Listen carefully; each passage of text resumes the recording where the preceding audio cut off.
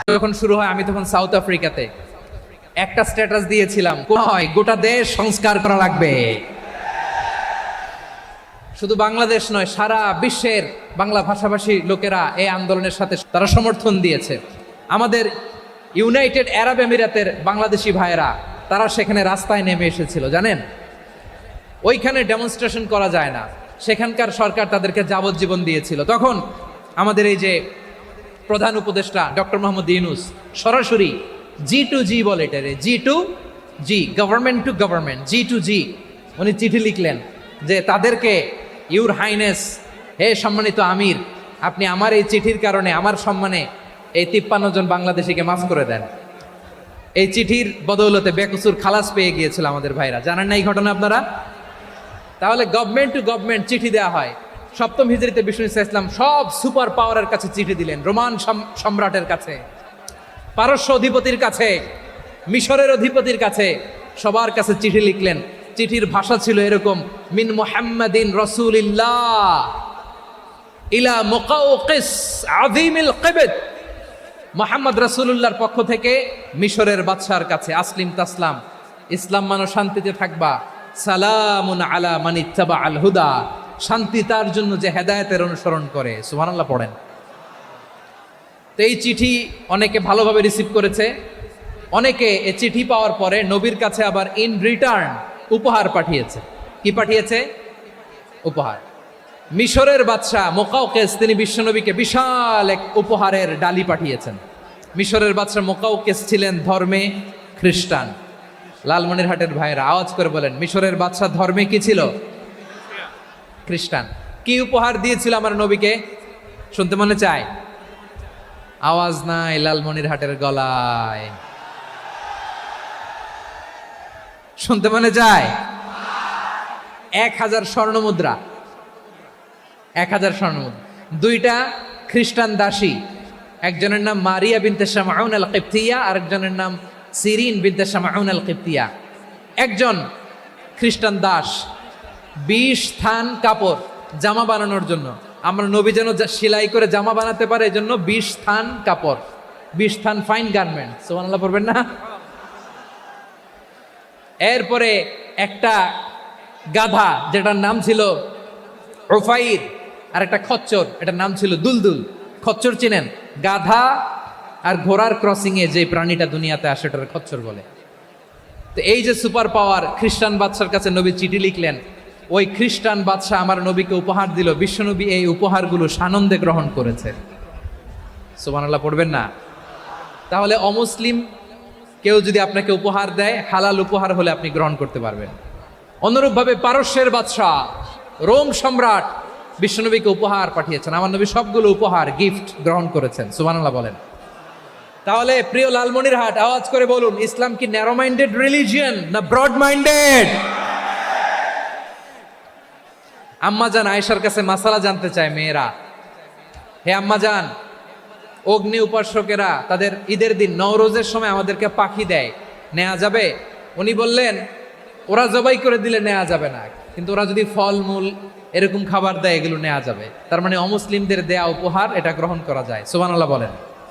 শুধু তাই নয়, বিষ্ণু ঈসা ইসলাম অমুসলিমদের সাথে আর্থিক লেনদেনও করেছেন, ফিনান্সিয়াল ডিলিং করেছেন।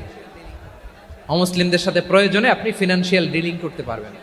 আমরা প্রায় দেখি বাজারের মিষ্টির দোকানগুলো আমার হিন্দু ভাইদের, তারপরে যে বারবার সব চুল কাটে যে নাপিত, অধিকাংশ নাপিতের দোকানে কারা?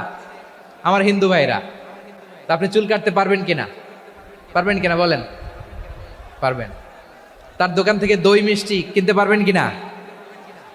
হ্যাঁ, আমার মুসলিম ভাইয়ের দোকান থাকলে ওইটার আমি বেশি প্রায়োরিটি দিব, ঠিক কিনা? কিন্তু যদি তাদের সার্ভিস নিতে চান, প্রোডাক্ট নিতে চান, পারবেন। তার দলিল সহিহ বুখারী, আম্মা জান আয়েশা রাদিয়াল্লাহু তাআলা আনহা বলেন, ইশতারা রাসূলুল্লাহ সাল্লাল্লাহু আলাইহি ওয়াসাল্লাম মিন ইয়াহুদিয়িন তুআমান ওয়া রাহানাহু দিরআহু মিন হাদিদ। রাসূল সাল্লাল্লাহু আলাইহি ওয়াসাল্লাম এক ইহুদির কাছ থেকে, কার কাছ থেকে? সবাই বলে নাই, কার কাছ থেকে? আমার নবী, পেয়ারা নবী এক ইহুদির কাছ থেকে জব কিনেছিল, জব, বার্লি, যেটা দিয়ে রুটি বানায়। ওই জবের দাম দেওয়ার টাকা পয়সা নবীর কাছে ছিল না, ফলে নবী ওনার একটা পোশাককে মর্গেজ রেখেছিলেন, মর্গেজ, বন্ধক। যে এখন এটার দাম দিতে পারবো না, কয়েক কেজি বার্লি নিয়ে যাই, আর বন্ধক হিসেবে আমার জামাটা রেখে গেলাম, যেই দিন দাম দিব ওই দিন জামাটা ছুটাই নিয়ে যাব। সুবহানাল্লাহ পড়বেন না? বাকিতে নিছিলেন, বাকিতে। দিরআহু মিন হাদিদ, লোহার তৈরি বর্ম, মানে যুদ্ধের পোশাক, লোহা দিয়ে বানানো। বিষ্ণুনবী বললেন কয়েক কেজি জব দাও, টাকাটা পরে দিব, এখন টাকা নাই, বন্ধক হিসেবে, মর্গেজ হিসেবে আমার জামা রেখে গেলাম, যখন টাকা দিব জামা ছুটায় নিব। আওয়াজ করে বলতে হবে সুবহানাল্লাহ। এ থেকে বোঝা গেল অমুসলিমদের সাথে ফিনান্সিয়াল ডিলিং করা যায়, অর্থনৈতিক লেনদেন করা যায়, কেনাবেচা করা যায়, প্রোডাক্ট কেনা যায়।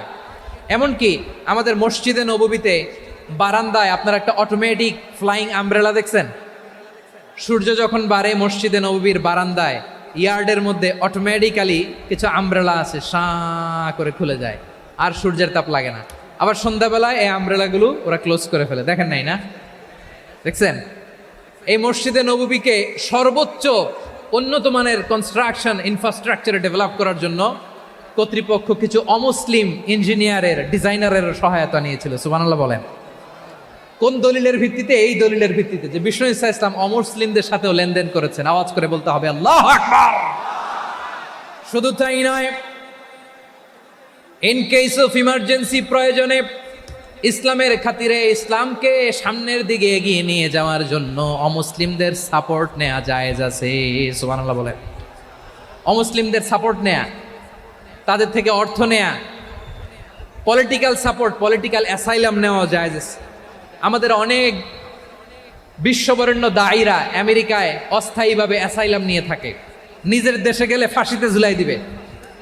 যুগ যুগ ধরে দায়ীদের উপরে এরকম অত্যাচার আর নির্যাতন আছে না নাই? মিশরের অনেক দায়ীরা পাশ্চাত্যে যেয়ে থাকে, এই যে তারা পলিটিক্যাল অ্যাসাইলাম নিয়ে থাকে, রাজনৈতিক আশ্রয়, এটা জায়েজ আছে না? এটা যে জায়েজ আছে তার প্রমাণ স্বয়ং বিশ্বনবী সাল্লাল্লাহু আলাইহি ওয়াসাল্লাম পলিটিক্যাল সাপোর্ট নিয়েছিলেন অমুসলিমদের কাছ থেকে। সুবহানাল্লাহ বলেন। খুব মজাদার একটা ঘটনা, শুনবেন? আপনাদের আগ্রহ দেখে তো মনে হয় না শোনার ইচ্ছা আছে। আছে আছে আমার ভাইরা, বিশ্বনবীর বয়স তখন প্রায় 51 বছর। কত বছর? বিশ্বনবীর সবচেয়ে কাছের মানুষ খাদিজা রাদিয়াল্লাহু তাআলা আনহা ইন্তেকাল করেছেন। বিশ্বনবী বড্ড কষ্ট পেলেন, হৃদয়টা ভেঙে খান খান। যিনি ঘরের ভেতরে বিশ্বনবীকে সান্ত্বনা দিতেন, ভালোবাসা দিতেন, বাইরে গেলে কুরাইশরা বকাঝকা করে, অত্যাচার করে, কিন্তু আম্মাজান খাদিজা রাদিয়াল্লাহু তাআলা আনহা ঘরটারে এমন শান্তির নীড় বানায় রেখেছেন, এই ঘরের ভিতরে ঢুকলে বিশ্বনবীর কলিজাটা ঠান্ডা হয়ে যেত। এজন্য রব্বুল আলামিন বলেন, খাদিজা, ও আমার বান্দি খাদিজা, জান্নাতে এমন স্পেশাল একটা ঘর আমি তোমার জন্য রেডি করে রেখেছি। ওই ঘরের মধ্যে কোনো আওয়াজ নাই, ওই ঘরের মধ্যে কোনো নয়েজ নাই, ওই ঘরে কোনো বিশৃঙ্খলা নাই। কারণ মক্কার জমিনে আমার নবী কুরাইশদের বিশৃঙ্খলা, নয়েজ আর ঝামেলাগুলোকে উপেক্ষা করে যখন তোমার ঘরের ভিতরে ঢুকতো, ঘরটারে তুমি শান্তির নীড়, ঠান্ডা, নীরব, নিস্তব্ধ, নিঝুম আর শান্তির নীড় বানিয়ে রেখেছ। এজন্য জান্নাতে স্পেশাল একটা শান্তির নীড় আমি তোমারে উপহার দেব। ওই প্রিয়তমা স্ত্রী খাদিজা ইন্তেকাল করলেন, বিশ্বনবীর হৃদয় ভেঙে খান খান। আবার ওনার চাচা আবু তালেব ইন্তেকাল করলেন, যিনি পলিটিক্যাল শেল্টার দিতেন নবীকে। কে দিতেন? আবু তালেবের ভয়ে, বিশ্বনবীর এই চাচার ভয়ে কোনো মুশরিক নবীর গায়ে হাত দেওয়ার সাহস পায় নাই। এখন স্ত্রীও নাই, চাচাও নাই, নবীকে আশ্রয় দেওয়ার কেউ নাই, নবীর চারদিকে অন্ধকার। নবী এখন কই যাবেন? আমার পেয়ারা নবী নতুন স্টেশন খুঁজতেছেন, নতুন দাওয়াতি প্ল্যাটফর্ম খুঁজতেছেন। তিনি যায়েদ বিন হারেসা রাদিয়াল্লাহু তাআলা আনহুকে নিয়ে মক্কার পাশের একটা নেইবরিং সিটি তায়েফে চলে গেলেন। কোথায় চলে গেলেন? লালমনিরহাটের ভাইয়ের আওয়াজ করে বলেন, কোথায় গেলেন? তায়েফে চলে গেলেন দিনের দাওয়াত দেওয়ার জন্য। কি দেওয়ার জন্য? নাকি জমি কিনতে গেছিলেন? জমি কিনতে? দুনিয়ার যশ খ্যাতির জন্য? নিজের কোনো লাভের জন্য? তায়েফবাসীদেরকে জাহান্নামের আগুন থেকে বাঁচানোর জন্য। আওয়াজ করে বলতে হবে ঠিক কিনা? বিশ্বনবী বিশাল মরুপথ, পাহাড়ি পথ পাড়ি দিয়ে তায়েফের মরুজমিনে গেলেন কোরআনের দাওয়াত নিয়ে, ইমানের দাওয়াত নিয়ে। কিন্তু তায়েফের লোকেরা বিশ্বনবীর দাওয়াতকে শুধু প্রত্যাখ্যান করেই থামে নাই, তারা বিশ্বনবীর সাথে অত্যন্ত খারাপ আচরণ করেছে, বিশ্বনবীকে শারীরিকভাবে হেনস্থা করেছে, আমার নবীকে শারীরিকভাবে অত্যাচার করেছে, আমার পেয়ারা নবীর গায়ে পাথর মেরেছে, বিশ্বনবীর গা বেয়ে ঝরঝর করে রক্ত ঝরেছে, নবী জামিনের মধ্যে লুটিয়ে পড়েছেন, আবার মেরেছে, আবার নবী হাঁটতে শুরু করলেন, পেছন থেকে আবার মেরেছে, আবার নবী রক্তাক্ত হয়ে জামিনের মধ্যে লুটিয়ে পড়লেন, আবার মেরেছে। বিশ্বনবীর মতো এত সুশ্রী মানব, বিশ্বনবীর মতো এত শুভ্র মানব, বিশ্বনবীর মতো এমন চমৎকার দেহাবয়ব দিয়ে রব্বুল আলামিন কাউকে বানান নাই। এরকম চমৎকার মানুষটাকে তারা তায়েফের ওই জমিনে রক্তাক্ত করেছে। বিশ্বনবী দুনিয়ার কোনো স্বার্থের জন্য সেখানে যান নাই, নিজের কোনো লাভের জন্য, প্রাপ্তির জন্য যান নাই, তায়েফবাসীদের জাহান্নামের আগুন থেকে বাঁচাতে গিয়েছেন। ঠিক কিনা বলেন? খেয়ে না খেয়ে দিন প্রচারের কাজে নিজেকে দিয়েছ বিলিয়ে, তায়েফের কাফিরেরা চিনল না সে আলো, দুষ্ট ছেলেদের পিছু দিল লেলিয়ে, পাথরের আঘাতে ক্ষত বিক্ষত হয়ে সারা শরীর থেকে রক্ত ঝরে। হে রাসূল তোমাকে ভুলি আমি কেমন করে, হে রাসূল তোমাকে ভুলি আমি কেমন করে। পারেন না আপনারা? ধরুন আমার সাথে। হাজার ব্যথা বেদনার পরে ফিরে আসনি তুমি আপন ঘরে, দিনের আলো তুমি ছড়িয়ে দিতে, চলে গেলে মদিনায় মক্কা ছেড়ে। হে রাসূল তোমাকে ভুলি আমি কেমন করে, হে রাসূল তোমাকে ভুলি আমি কেমন করে। ঠিক কিনা বলেন?